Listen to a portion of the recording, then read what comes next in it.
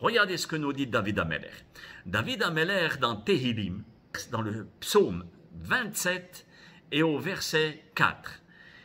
David Ameler, il demande à Kadosh Baruch Hu une prière que nous récitons tous le jour de Rosh Hashanah, de Yom Kippour, et on dit Ahad sha'alti me'et Adonai ota avakesh. Une requête je te demande à Kadosh Baruch Hu.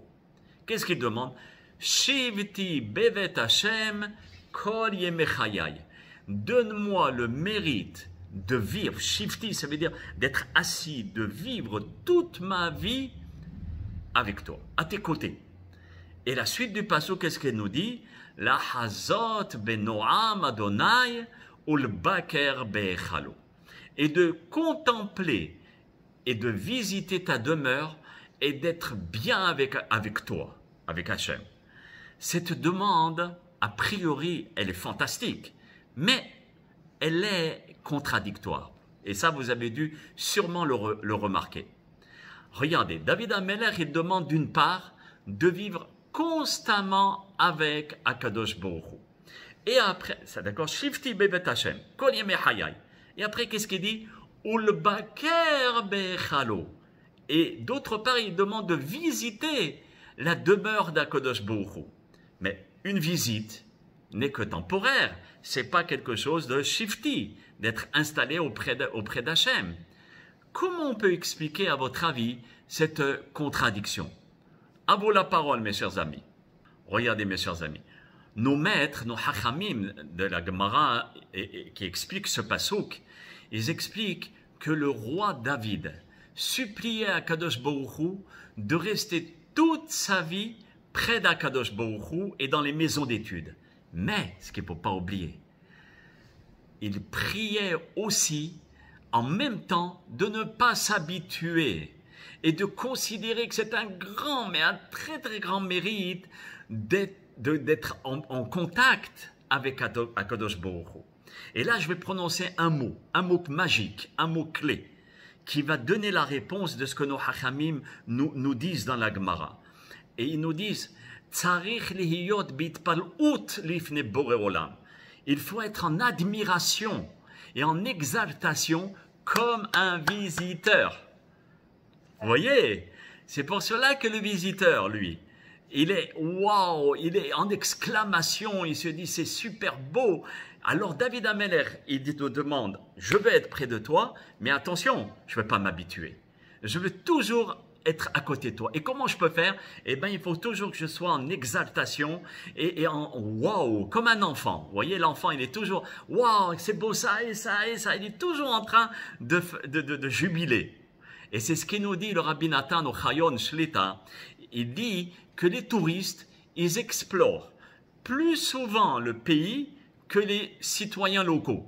Regardez, à Montréal, ou bien qui va chercher, regarder aux États-Unis, c'est pas les occupants même des États-Unis. Ça va être les gens de l'extérieur. Pour Paris, c'est pas les Parisiens. Parfois, les touristes regardent plus la Tour Eiffel que les Parisiens eux-mêmes. Et donc, c'est ça ce que David Ameler, il priait. Il disait, je veux étudier la Torah toute ma vie. Mais attention, avec la même curiosité que celle d'un touriste. Lorsque je vais regarder la Torah, ou bien la Tour Eiffel, pour la première fois, je vais être en extase. Je vous raconte, le jour que j'étais petit, mon père, il m'amenait à Paris. Mais une fois, je suis allé, quand j'étais adulte, maintenant il y a à peu près 2 ans, et je suis allé à Paris, et puis la personne qui m'accompagnait m'a fait une petite blague. Et il me dit, oh là là, on arrive à la place, mais je ne savais pas que j'avais la Tour Eiffel derrière moi. Alors, le gars, il dit, aïe aïe aïe, Rabbi Shlomo, ils ont déplacé la Tour Eiffel. Je dis, ah ouais? Tu sais, naïvement, je dis, ah bon? Mais pourquoi? Il me dit, ben regarde ici devant toi, tourne-toi et regarde ce qu'ils ont fait. Et je vois ce monument devant moi. Je suis en extase. Je dis, wow, quelle Tour Eiffel! L'Arc de Triomphe, il m'a fait le même coup. Ça veut dire, quand c'est la première fois, on est wow, on crie le tout wow. Et ben ça doit être la même chose quand on s'assoit pour écouter un cours. On se dit waouh, quel beau cours, même s'il n'est pas beau, même si c'est pas un cours qui est high, wow, mais vous le rendez exceptionnel. Vous le rendez d'une manière, vous êtes un visiteur. Et donc, ce sera toujours beau. Vous voyez? La Torah nous enseigne donc il faut lutter pour repousser l'habitude et ne pas tomber dans le piège de la monotonie.